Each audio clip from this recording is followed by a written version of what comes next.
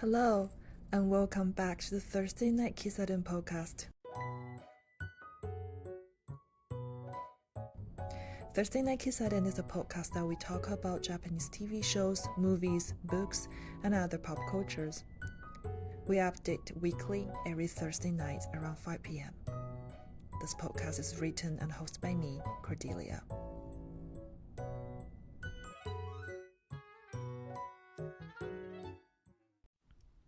Hello, my dear listeners. How's life treating you? Today, at the beginning of this episode, I want to share something personal, something that has been staying with me for many years, although maybe I mentioned their name before. So when I was bullied at school, elementary school, a boy band from Japan unexpectedly became my lifeline. Their music and performance still encourage me to this day. Back then, I was so obsessed with them that I only shared with a few people in class. And they left because the boys were not considered as good looking by their standard. So I kept my passion as a secret, writing their names over and over in my diaries. They're my friends, my cheerleaders, my supporters. I watched their TV shows, dramas, and listened to their musics and paint a vision board on them. This passion has been always private. Did you know someone, or did you have someone or something that you were obsessed when you were a teenager? For me, the obsession was with a group named after a powerful force of the nature, Arashi. So today's episode, we're diving into a novel that resonated deeply with many fine girls. Oshi Moyo, or Idol Burning, written by Rin Usami, and the novel was published in Japan in 2021, and the English edition translated by Asa Yuneda followed in 2022.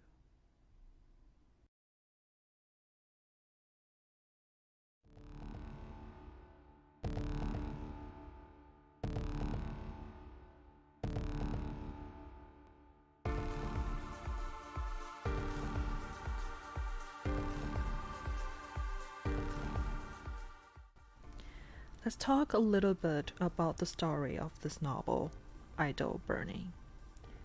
It tells a very powerful story that dives into the darker side of the pop idol fandom culture.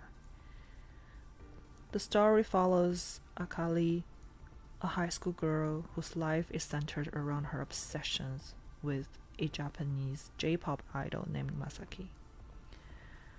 And when Masaki becomes caught up in a scandal, Akali's world begins to unravel, revealing just how fragile her mental state is and how deeply she relies on this fandom as escaped from her troubled reality.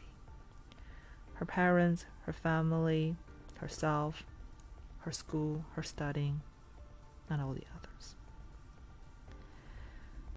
This novel, which won the Akutagawa Prize in 2020, explores the themes of obsessions and obsessive fandom, the influence of the social media, and the sense of these connections many young people experience today. The writer Usami's work has been compared to the Catcher in the Rye for the story offers a thoughtful criticism of how pop cultures and social medias can both provide comfort and the feelings of isolation. This is a raw and unsettling look at how an idol downfall can have profound emotional effects on their most devoted fans. And the story has reconnected and also resonated with so many readers both in Japan and around the world, and making it the most significant pieces of contemporary literature that speaks of a global nature of the fandom and the intense emotions it can stir. To me personally, this fandom culture finally would be mentioned in a novel that published and sold so many copies that people can finally pay attention on something that's not just only called a hobby, but something, as the writer mentioned, influence on their lifeline.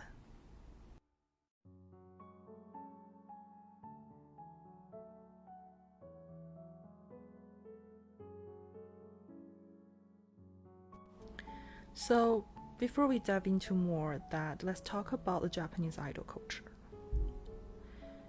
If you ever Google Japanese idol culture, you might find a definition that says that idol or idol is a type of entertainers to market primarily for their image, attractiveness, and personalities in Japanese pop culture.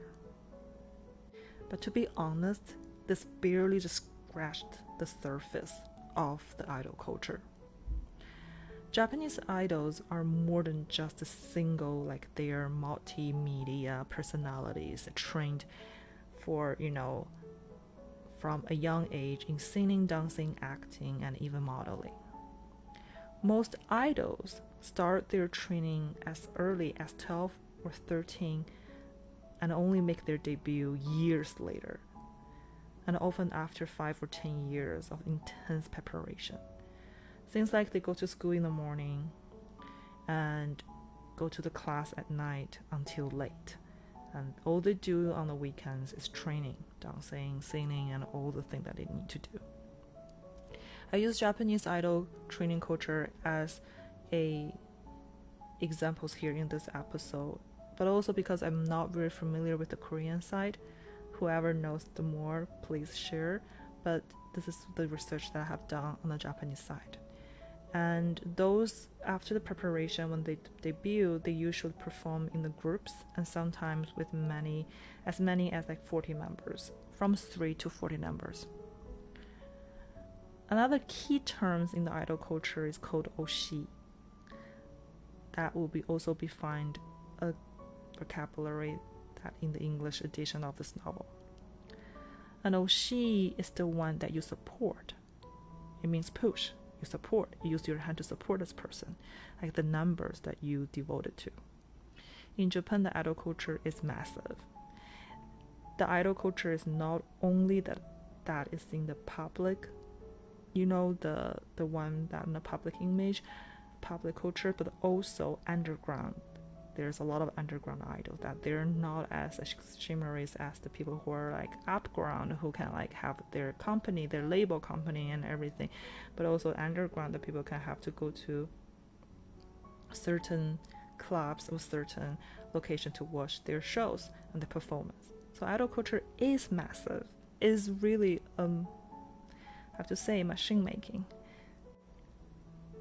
Made a lot of money, and with the fans who often forming deep emotion and connect with their hoshis, this is a round circle. They put their real effort. They have to support them, not just to appear in their concert. They have to also to buy their CDs, vote for who they likes, and to make sure that the person that they support wins certain of the vote numbers and to be able to stand in the centers. So the examples that we have here is for males groups are Johnny's. Now they changed their name to Startle Entertainment because the sexual abuse cases against their founder Johnny's Kitagawa. And for the females idol groups, the most famous one is AKB48. And AKB48 was having the legacy of this whole female idol groups with the members of 48. I don't know a lot about them, but I do know that they have the voting system, that the people who get the most voting, they can be the person to stand in the center. And besides the label company selling their CDs, they also sell their photos. That it can be cost a lot of money, but also the other events that idols attend is a big industry. And also you may question that, but why is the idol culture is so huge in Japan, like why they're so popular. I think it's really rooted in the country's deep appreciation for youth, you know. Can be a misogynistic at the same time, but also the energy and also the qualities that the idols can provide. The fans aren't just buying the music. I think a lot of the fans are actually buying into a dream, a sense of connection, and most importantly is a community. A lot of people who has no friend but start making friends through, you know, the obsessions through the idols. They make friends online and start forming themselves into a community, and also train themselves into several different talents. They learned how to, you know, how to write a lot of those fan fictions. They know how to use photographs to do a lot of artwork. It's a sense of community, a sense of belonging for sure. It's not just about idols. Idols are just portrayed as being, you know, within the reach, but also kind of out of the touch. But they're existing. The group creating a unique dynamic that blurs the lines between the reality and the fantasy. And that's something in between. It becomes a community that have so many people come together and share their interest at one place. It's a dream, but it's something that is between reality and fantasy. It's a community. It's a place to hold people together. And somehow give those who are being isolated for so long a meaning, a reason for them to be alive and continue to live. Let's talk about the writer quickly here, that Rin Usami, that she is such a brilliant mind behind the idol burning. And she was born in 1999, and Usami starts writing novels in high school. Her first novel, Kaka, won the Yukio Mishima's literary prize, and making her the youngest writer in the award's history.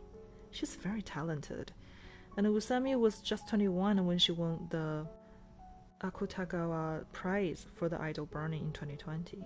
And I think she placed herself as one of the Japan's most promising young writers for sure. I like her writing mostly because the words choice that she has, and the way how she described those isolations and the hardships that Akali is facing. It's just so real. I think she definitely observed the life really well, which is like how open that she's willing to share about her own experience. It's just very relatable. It's very raw, her writing. There's no any, you know, the story can be very intense, but at the same time it deeply, you know, give people a very uncomfortable feelings. But if anyone who had the similar experience before, it was just resonate. It was just reasonable. And Usami's writing is marked it as the most, you know, compelled one that about the youth life in the modern life. One thing that she has highlighted the most is the isolation. That is so true that I feel like the world is more isolated than it was. It was hard to find a community. And also in the idol burning this book, she doesn't just tell a story, that she actually criticizes the pressure faced by young people in today's, you know, hyper-connected world that we think. There are more isolations. And Usami's works always reflect the comments on the culture phenomena that shaped the lives of her own generations. She was being just honest and open. But I think all those can be the key for someone to become a good writer. Write only what we know, but also to find out the reason behind it. And why does this novel, Idol Burning, resonate so deeply with the readers, especially the fangirls? Well, from a personal perspective, I think the novel brilliantly captures the intensities of being a fan in today's digital age. I'm not there anymore, but I can relate. Akali's experience reflects the reality of many who turns to the fandom to find meaning or sense of community in an often isolating world. I'm fostering a community with this podcast as well. It's not easy to be alive, to be honest. And the book explains how the fandom can be both a source of comfort and also path to delusion. This book did not just talk about the fandom thing as bad. The reason why this industry is so big these days, is huge, is because there is need. This book, the things is strict, very, it's just a word to anyone who have ever felt emotionally intensive in a celebrity. Like, it happens. We all need some comfort for this hard reality. And the writers, in a way that she's both understanding but also critical, highlighting how these obsessions can become harmful when they are just used to fulfill the emotional space and left by the intensive needs. But sometimes it's hard to control, right? The balance is hard to find. And also, Akali's stories tells us that you can tell from the novel if you read it. Going into the fandom circle, it costs a lot of money. I'm not really sure about how the AKB48, those group girls or underground idols, how it runs, but I do know that in Johnny's, for the LSC, their company, it costs a lot of money to be a member. You have to buy the membership first. And for each concert, it's not just you have the money and you can be able to be in the concert. It is a lottery. You have to sip the money in your membership first and being chosen with your membership numbers and win a lottery and go to those concerts. It's not easy. And in this book, it explained all kind of experience, and that's why it's so resonant, and it also tells, it's not easy. But it's filled. It's somehow Akali in the book that if she knows if she can work, she can earn the money, then she is able to buy the CD and to vote, and then she is able to attend the concert. And she just keep feeding it into this emotional blank space by all those motivations that provided by her own Oshi Masaki. And I think what makes the Idol Burning truly remarkable is how it combines the personal with the universals, right? Think about this, what she did for this idol Masaki. It also can be in turns interpreted into something else. It can be a family, it can be a child, it can be something. She just needs something to feel like a home, to be understood, and someone can understand her passion, and she can actually work hard towards to. So I think the writer really tells a story that is not, it's a story that focuses on Akali's experience, but it touches on a lot of broader issues such as, the impact of social media, the isolation at school, and Akali's her fault was because her needs never being fulfilled and being helped and supported by her parents and anyone in the class. It's not the fault of pop culture, but it's also this. How can I say this? I think she criticized the lack of help of the community these days, and also the fragility nature of identities in this world on the internet. This is not a long novel. It's super short. The English edition only has around 119 pages, but it is powerful and leaving readers wonder and with so much to think about and to relate at the same time.